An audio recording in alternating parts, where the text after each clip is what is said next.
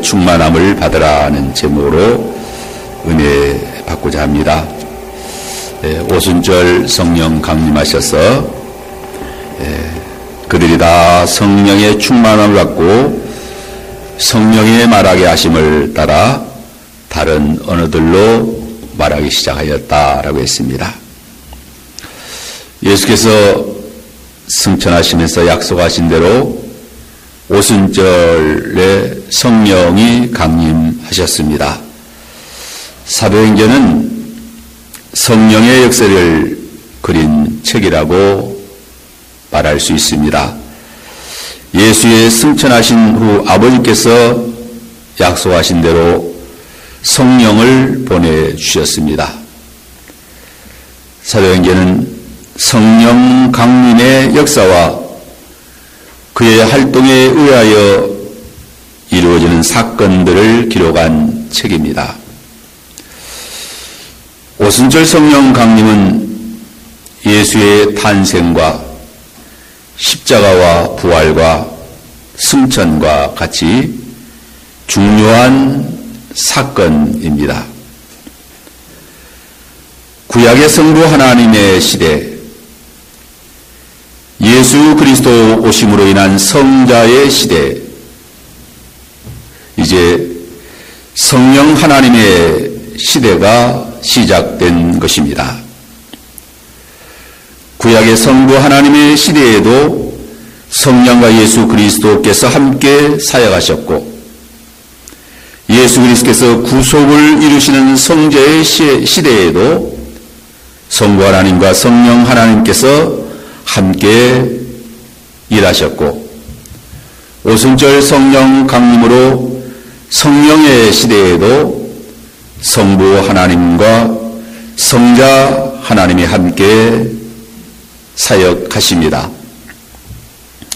이 성령의 시대란 교회와 성도들 안에 성령께서 임하여 역사하시는 새로운 시대를 말합니다.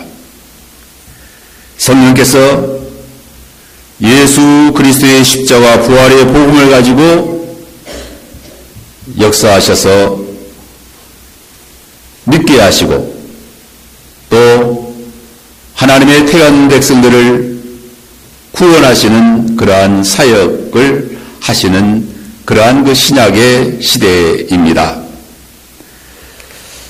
성령께서 교회를 세우시고 교회와 함께 하시고 교회를 인도하시고 교회를 부흥시키는 그러한 일을 하십니다. 성령께서 진리를 깨닫게 하시고 또 순종하게 하십니다. 성도의 기도를 도와주시고 말할 수 없는 단식으로 친히 기도하여 주시며 기도를 가르쳐 주십니다. 환난과 시험을 당할 때 이루하여 주시고 또 함께 하시고 감동시키시고 또 승리케 하십니다.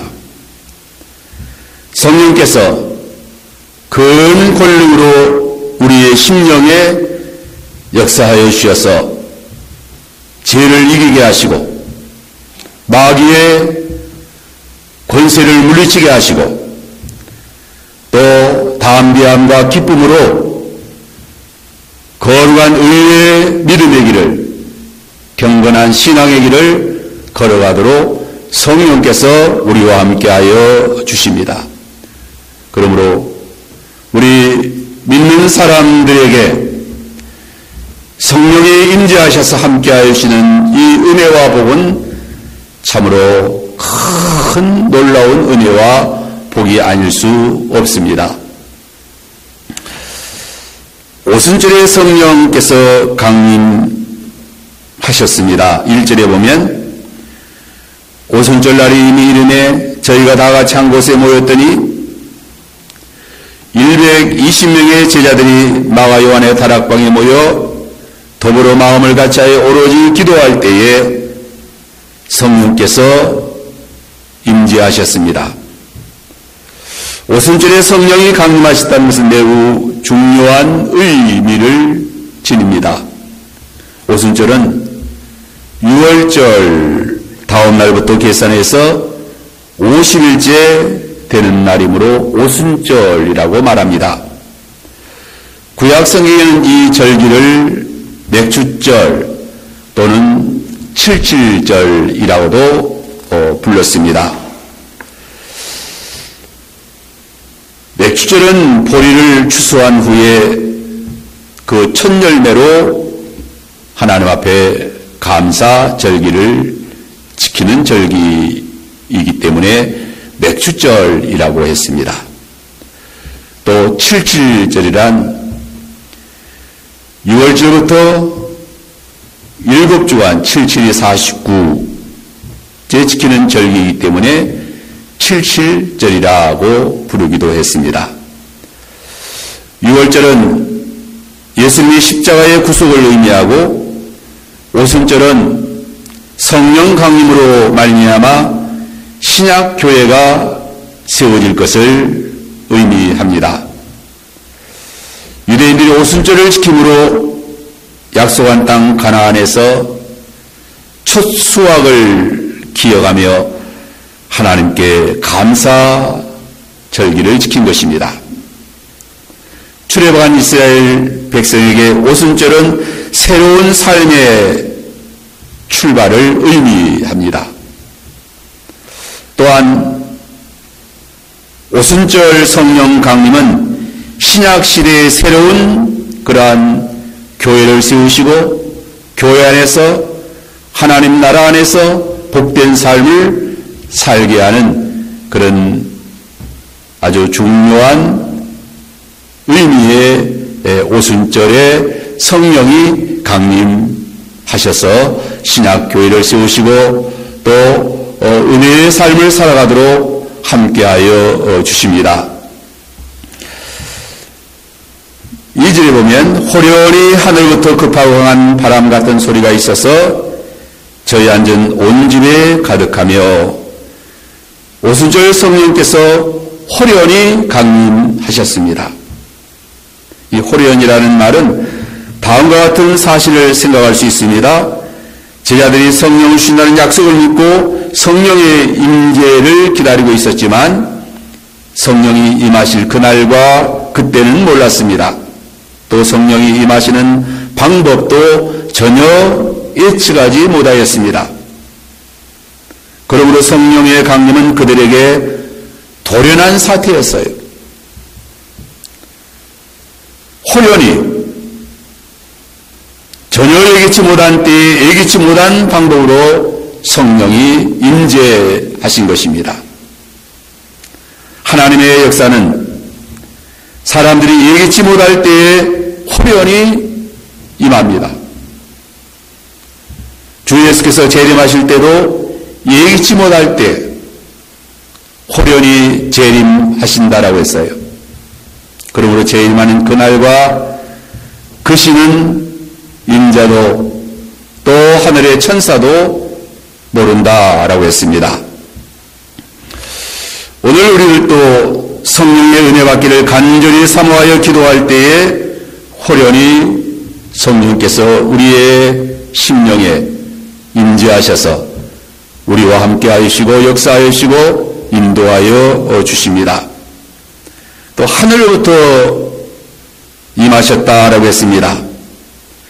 성령께서 하늘부터 임하셨다는 것은 하나님께로부터 거룩하고 신령한 것으로부터 성령이 임하신 것입니다.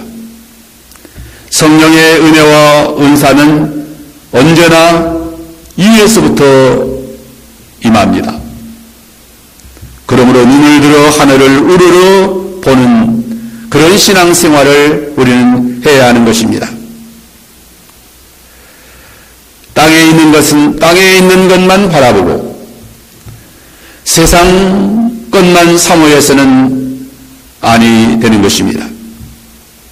이의 것을 바라보고 또 하늘에서 임하는 성령의 은혜와 은사를 사모해야 된다. 그 느부갓네살 왕도 하늘을 우러러볼 때에 하늘에서 하나님의 은혜가 임하여 그 그 정신이 온전하게 되었다라고 했습니다. 언제나 우리는 하늘을 우러러 보아야 합니다. 아래를 바라보고 살지 아니하고 세상을 바라보고 살지 아니하고 늘 하늘을 우러러보고 살아야 된다. 야고보 1장 16절 17절에 내 사랑하는 형제들아 속지 말라. 각양 좋은 은사와 온전한 선물이 다 이로부터 빛들의 아버지에게서 내려오나니 그는 변함도 회전하는 그림자도 없으시니라. 우리는 속지 말아야 된다. 욕심으로 땅에서 좋은 것을 얻어서 잘 사는 줄 아는 것은 속는 것이라고 하는 것입니다.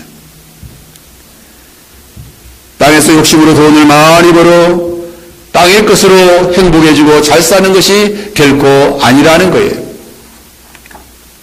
각양 좋은 은사와 온전한 선물은 다 이로부터 빛들의 아버지께로부터 내려옵니다. 좋은 은사 중에 최고의 은사가 성령의 은사입니다. 선물 중에 최고의 선물이 성령의 선물이에요. 이로부터 임하는 가장 좋은 성령의 은혜를 우리는 사모하며 살아야 하는 것입니다.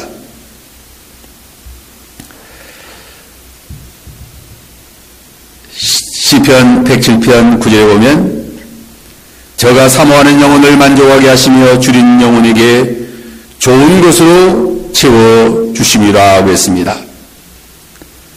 성령께서 사모하는 영혼에게 임재하셔서 충만하게 역사하시고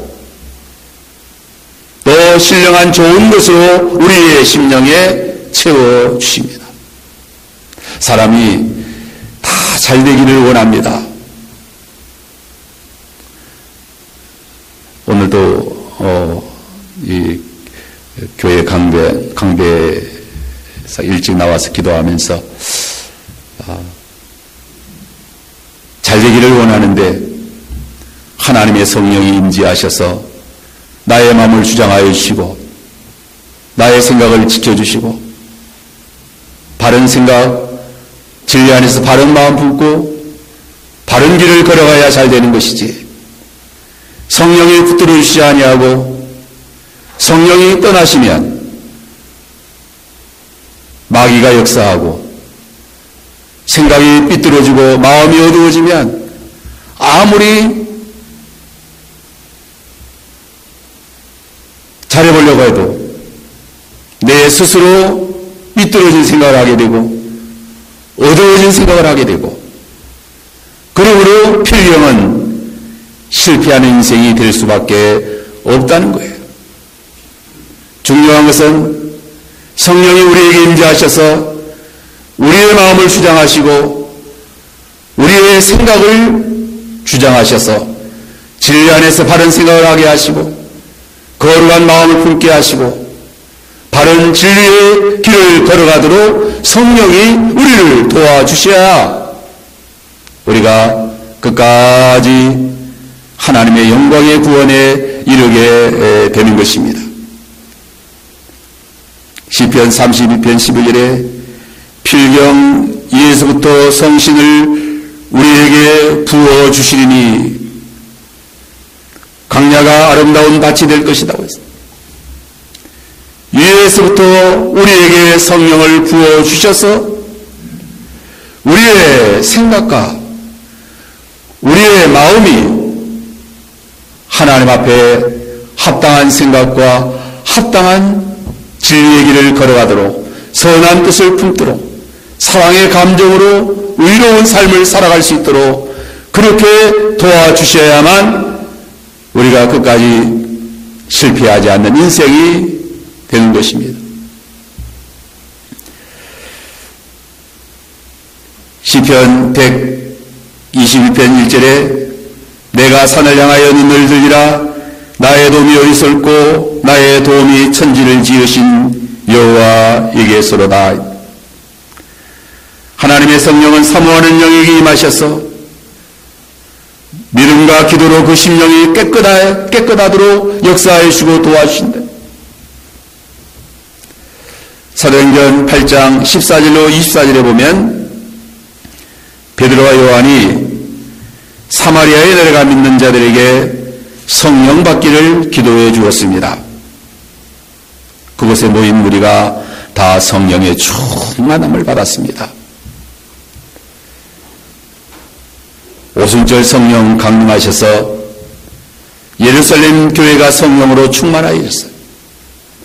또 사마리아에도 주 예수의 복음을 믿는 자들에게 베드로와 요한이 내려가서 성령 받기를 위하여 기도해 줄 때 성령이 충만하게 임하여 성령이 임하시면 성령은 하나님이시기 때문에 하나님이 임하시면 하나님의 능력과 사랑과 지혜와 은혜가 함께하는 사람이다. 구약시대에 훌륭한 삶을 산 사람들은 다 하나님의 신에 감동된 사람들이에요. 하나님의 신에 감동된 사람들, 얼마나 능력이 있었고 얼마나 지혜가 있었고 또 하나님의 축복이 함께하는 그런 복된 삶을 살았던 것입니다. 이러한 성령의 역사가 임하는 것을 보고 마술사 시몬이 돈을 많이 들여서 성령 받기를 원하였습니다. 그때 베드로가 내가 하나님의 선물을 돈 주고 살 줄로 생각하였으니 내 은과 함께 망할 것이다. 하나님 앞에 내 마음이 바르지 못하니 이 도에는 내가 관계도 없고 분깃될 것도 없다라고 책망했습니다. 욕심으로 성령을 받을 수 있는 것이 아니다. 순수하고 진실한 믿음으로야 성령을 받습니다. 마술사 시몬은 돈을 주고 성령을 사서 돈 버는데 그 성령을 이용하려고 했다. 마술사 시몬 자기가 지금까지는 마술로 사람들을 속여서 돈벌이를 했는데 베드로와 요한이 기도해 줄 때 성령이 마신 것은 그것은 인간의 술수가 아니고 인간의 마술이 아니고 속임수가 아니다. 참으로 하나님의 신적 권능, 신적 능력의 역사가 함께하는 것을 볼 때 과연 그러한 역사가 함께하면 얼마나 좋은지 모르겠다. 그러나 그 성령을 받는 것은 순수한 믿음으로 참으로 예수를 믿고 참으로 중심의 주님을 모시고 하나님 앞에 신앙생활할 때 성령이 임하여 역사하여 주시는 것입니다. 사도행전 2장 38절에 보면 베드로가 가로되 너희가 회개하여 각각 예수 그리스도의 이름으로 세례를 받고 제사함을 얻어라. 그리하면 성령을 선물로 받으리라 하고 했습니다. 죄를 회개하고 주 예수 그리스도의 이름으로 세례를 받고 심령이 깨끗해질 때에 성령이 임재하셔서 역사하여 주시는 것입니다. 주와 복음과 몸된 교회를 위하여 충성, 봉사, 헌신하는 삶을 살게 하여 주시는 것입니다. 탐욕과 이기주의와 육체의 야망을 채우려 하는 자에게 결코 성령이 함께 하시지 아니한다. 그러한 자들은 마귀가 함께 하는 것입니다. 성령이 임하시면 거룩하고 경건한 삶을 살게 됩니다. 진실하고 의로운 삶을 살게 됩니다. 육체의 탐욕과 정욕을 이기게 되는 것입니다. 오늘날 출세하고 성공한 사람들이 왜 하루아침에 실패합니까?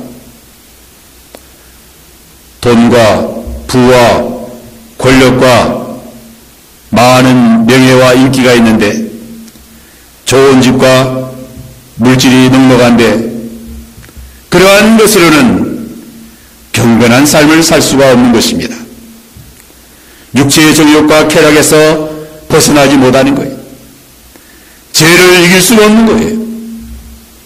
그러기 때문에 사람들이 그 명망 높은 사람들이 하루아침에 추한 모습으로 망가지는 거다. 오늘 얼마나 그런 사람들 많이 보지 않습니까?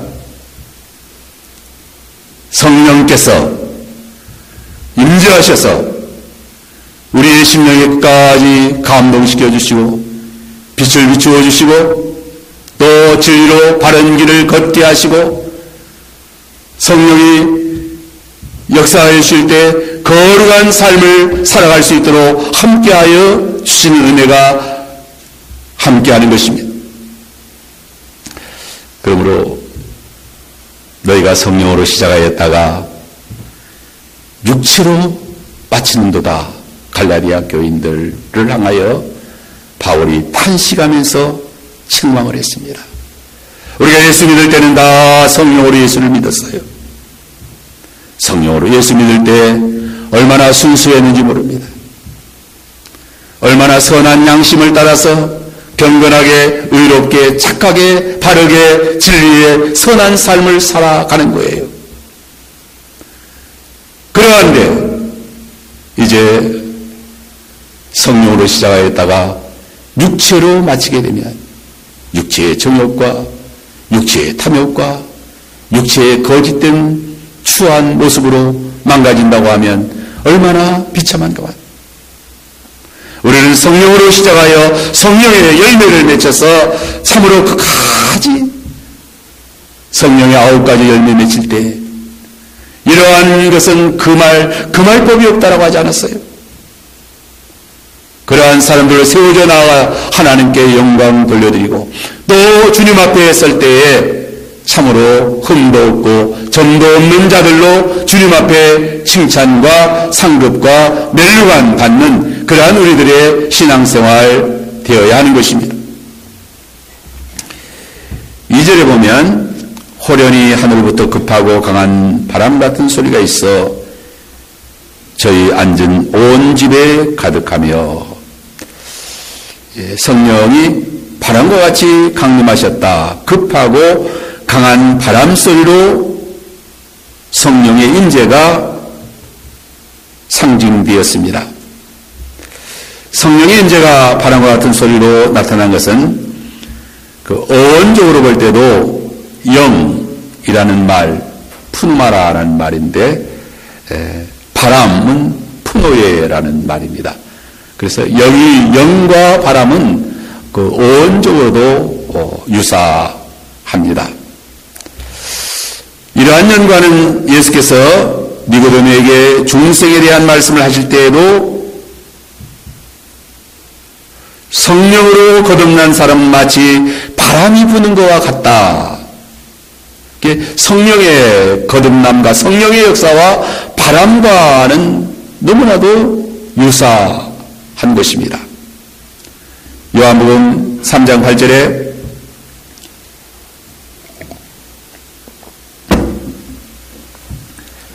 바람이 임의로 불매 내가 그 소리를 들어도 어디서 오며 어디로 가는지 알지 못하나니 성령으로 난 사람은 다 이러하다라고 했습니다.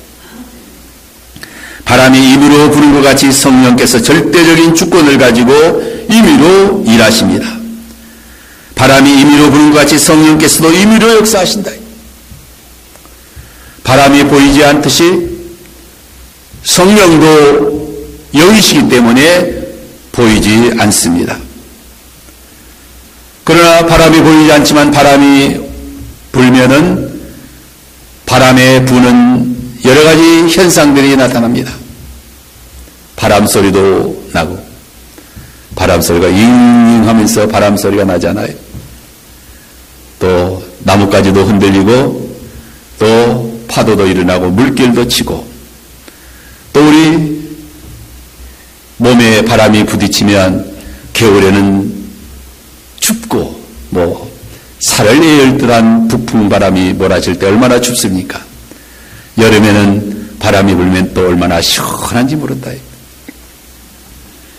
성령께서도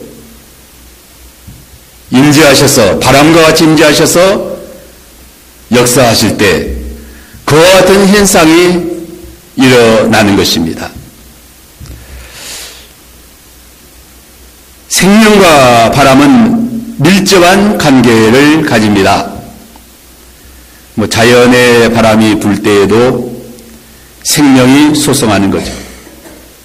참 바람의 역할이 대단히 많다는 것을 보게 됩니다. 훈훈한 바람이 불어서 꽃망울을 터뜨리고 또 씨를 멀리까지 날아가게 해서 번식하게 만들고, 성령의 바람이 불어서 우리의 영혼을 거듭나게 하십니다. 우리의 영혼을 중생시키십니다. 하나님께서 아담과 하와를 창조하시고 아담을 창조하시고 생기를 그 코에 불어넣어 생명이 되게 하셨다. 생기가 생명의 바람입니다. 생명의 바람. 그래서 성령의 생명의 영감을 불어넣으셔서 하나님과 교제하게 하고 사한 영으로 우리를 세워주신 것입니다. 부활하신 예수께서 제자들에게 숨을 내쉬며 성령을 받으라 라고 요한복음에 보면 숨을 내쉬며 성령을 받으라 말씀하셨어요. 요한복음 20장 22절에 이 말씀을 하시고 저희를 향하여 숨을 내쉬며 가라사대 성령을 받으라. 예수께서 자신의 호흡의 바람을 성령으로 상징하신 것입니다. 예수께서 성령의 바람으로 우리 영혼을 거듭나게 하셔요. 우리 영혼을 소성시키신다.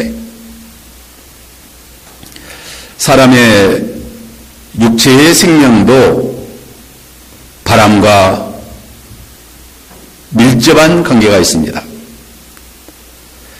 사람의 생명이 음식물 섭취로 말미암아 생명이 유지되지요. 육신의 생명이. 그러나 그 음식물의 섭취보다 더 밀접한 관계는 바람인 것입니다. 육신의 생명은 숨을 쉼으로 보존되는 거예요.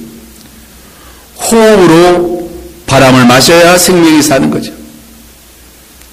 숨을 쉬어야 생명이 산다. 운명하는 사람을 보면 숨이 멎었다. 숨이 멎은 거예요. 더 이상 공기를 들여마시지 못하면 이제 사람은 생명이 끝난 거죠. 영혼의 생명도 성령의 바람으로 소성하는 것입니다. 생기를 코에 불어넣으셨다. 에스겔서 37장 1절에 10절에 보면 하나님께서 에스겔 선자에게 마른 뼈의 환상을 보여주시고 그 뼈들에게 생기를 불어넣어 살려서 큰 군대를 이루셨습니다. 37장 5절에 보면 주 여호와께서 이 뼈들에게 이같이 말씀하시기를 내가 생기를 너희들에게 들어가게 하리니 너희가 살아나리라. 9절에도 인자의 너는 생기를 향하여 대언하라. 생기에게 대언하여 이르기를 주 여호와의 말씀이 생기야 사방에서부터 와서 이 죽음을 당한 자들에게 부풀어서 살게 하라. 이에 내가 그 명령대로 대언하였더니 생기가 그들에게 들어가며 그들이 곧 살아나서 일어나서 극히 큰 군대가 되었다. 이 생기라는 말이 여러 번 반복해서 나옵니다. 생기를 그들에게 불어 그들에게 들어가게 하며 그들이 곧 살아나서 큰 군대가 되었다. 에스겔 선자에게 보여준 이 환상은 부활의 환상을 보여준 것입니다. 또한 신약교회가 성령의 바람으로 많은 생명이 살아날 것을 보여준 환상입니다. 성령의 생기가 성령의 바람이 불어서 마른 뼈와 같은 사람들에게 들어가며 살아났다. 바람과 같은 성령께서 우리 영혼을 살려주신다. 성령의 바람으로 힘없고 무능한 자들을 새롭게 하시고 능력 있게 하시고 소성시켜 주시고 교회를 세우시고 은혜의 역사로 함께하여 주십니다. 이 세상에는 여러 종류의 바람이 끊임없이 불고 있습니다. 우리가 사는 이 세상에는 이런 바람 저런 바람이 계속해서 붑니다. 그래서 뭐 세월 따라 바람 따라 뭐 봄철 지난주에는 바람이 무척 봄바람이 세게 불었어요. 강풍이 불기도 했습니다. 하나님께서 바람으로 사자를 삼아 일하신다라고 했습니다.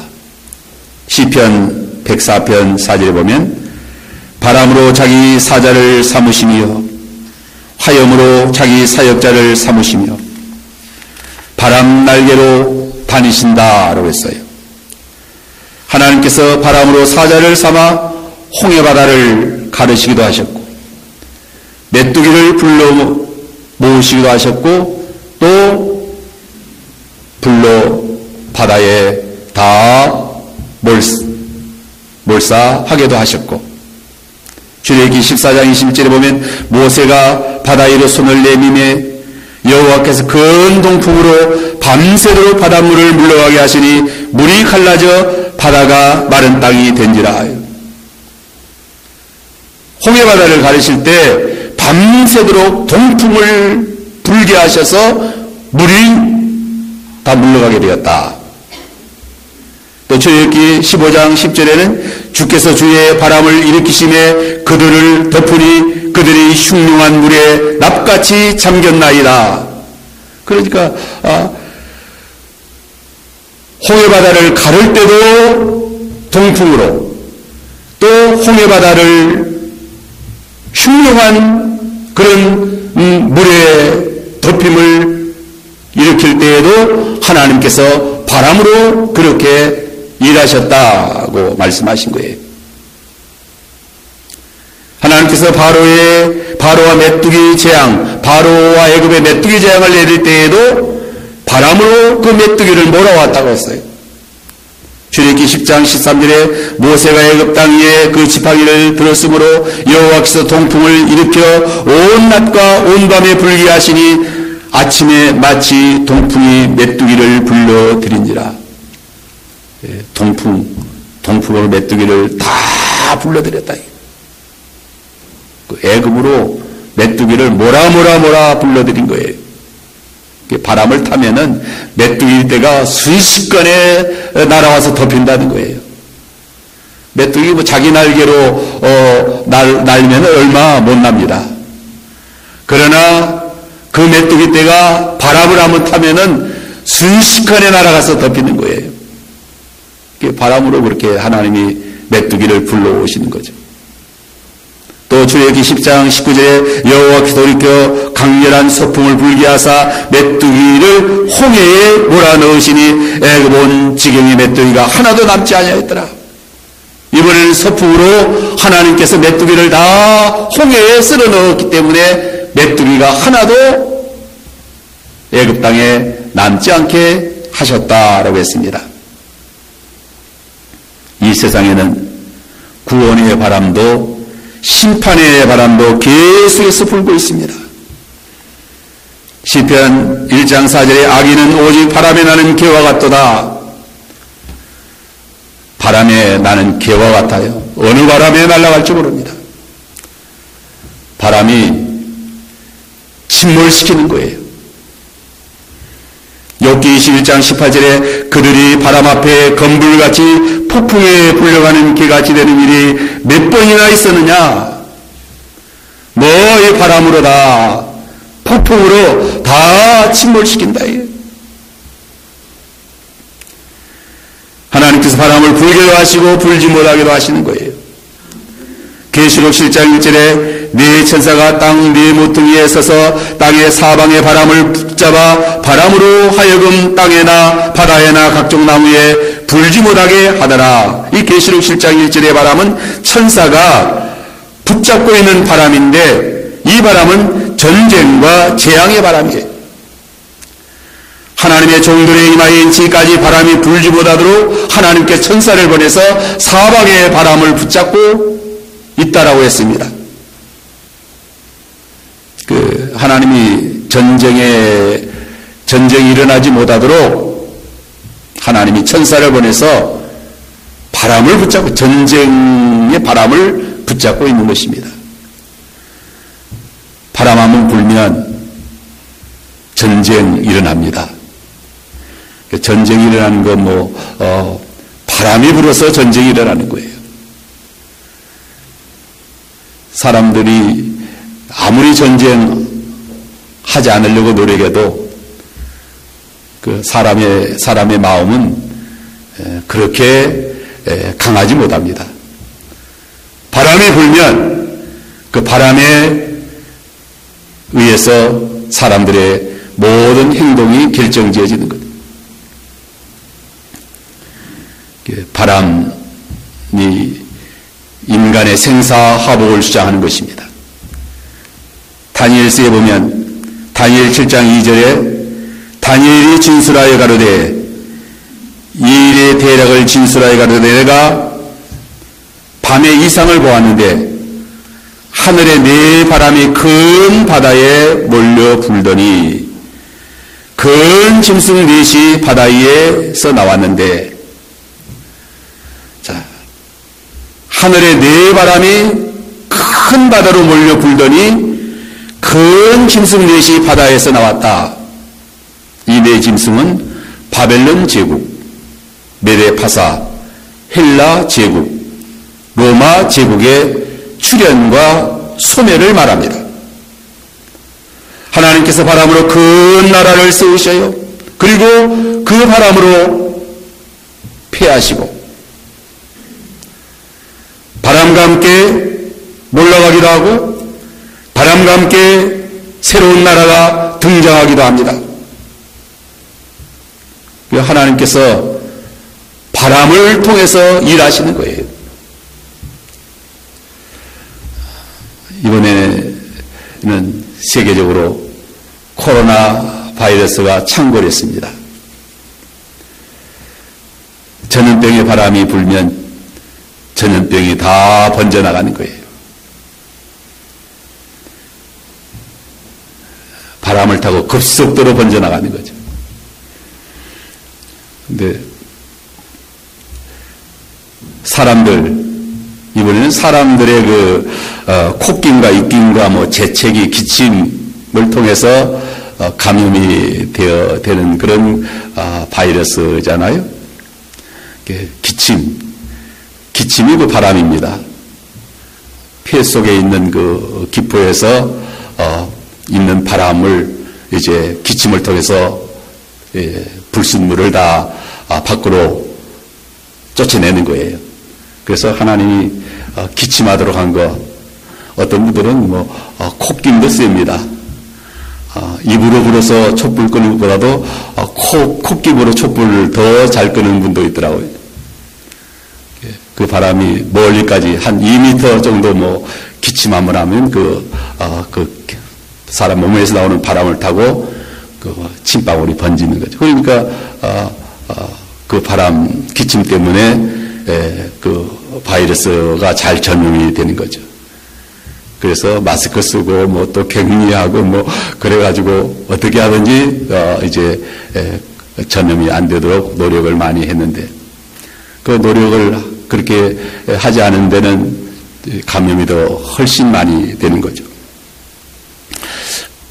바람이라는 것, 그래서 하나님께서 성령이 강림하실 때 이렇게 급하고 강한 바람 같은 소리로 성령이 강림하셨을까? 마가다락방에 급하고 강한 바람 같은 소리로 저희 앉은 온 집에 가득하였다. 이 강한 성령의 바람이 예루살렘과 온 유대와 사마리아와 땅까지 뒤덮었다. 바람 중에 가장 강하고 가장 좁고 가장 유익한 바람은 성령의 바람이었다. 그 택한 백성을 다 살리고 구원하는 성령의 바람이 예루살렘에서 온 유대와 사마리아와 땅끝까지 불어서 그 성령의 바람으로 예수 그리스도의 복음을 믿고 영혼이 거듭나고 진리의 사람으로 세워서 생명의 길을 걷게 하는 그러한 성령의 바람을 불게 하셨다. 성령의 바람이 우리 심령에 불면 우리 영혼이 소승합니다. 마음의 창문을 열어놓으면 성령의 바람이 잘 소통하는 거예요. 집에도 바람이 소통하는 게 중요합니다. 바람이 소통해야 되는 거예요. 냄새 한번 가득 차면 그 냄새 없애려면 바람이 소통하면 냄새 금방 없어지잖아요. 창문, 그래서 집을 지을 때 바람이 잘 소통하도록 창문을 내는 게 중요합니다. 맞바람이 치면은 집안에 있는 그 모든 공기가 순식간에 다 바뀌는 거죠. 사람이 성령의 바람이 우리 심령에 잘 소통해야 되는 거예요. 마음의 창문을 열어놓고 성령의 바람이 우리 심령에 소송하고 소통하고 하면 생명으로 약동하고 진리로 충만하게 되고 은혜로 환하게 되고. 근데 창문 딱 닫아놓고 그 고약한 냄새 나는 사망의 썩는 냄새가 심령에 진동하는데 그러한 마음으로 살아가면 그 삶이 얼마나 어둡고 답답하고 참으로 곤고한지 모릅니다. 우리의 심령에 성령의 바람이 불어야 되는 거예요. 그러면 마음이 시원하고 상쾌하고 소성하고 얼마나 좋은지 모릅니다. 마음의 창문을 열어서 성령의 바람이 소통하도록 해야 돼요. 회개하고 믿음으로 주님 모시고 성령의 인도를 받아서 은혜 생활 잘하면은 참으로 얼마나 우리의 삶이 활기차고 얼마나 행복하고 기쁘고 소망이 넘치고 은혜 생활 잘하는 그러한 우리들의 신앙생활. 그래서 성령께서 바람으로 임재하셔서 우리의 심령을 소성시키고 성령 바람 따라 살면 되는 거예요. 가장 복된 삶은 성령의 바람을 따라 사는 것입니다. 그러면 그 바람 따라서 하늘나라로 올라가는 거예요. 엘리야가 승천할 때 바람을 타고 올라가잖아요. 하나님이 그 바람으로 엘리야를 승천시켰는데 성령의 바람을 따라서 은혜 생활 잘하면 영광의 구원에 이르게 되는 것이다. 진리 안에서 복된 삶을 살게 되는 것이다. 그래서 성령의 사람들, 우리 교회는 다 성령의 사람들이에요. 예수 믿고 구원받은 하나님의 자녀들은 성령의 바람으로 우리를 이끌어 주시고 인도해 주시고 또 달려가게 하시고 승리하게 하시는 그러한 은혜가 충만한 우리들의 신앙생활 잘하도록 해야만 되겠습니다. 다 같이 기도합시다.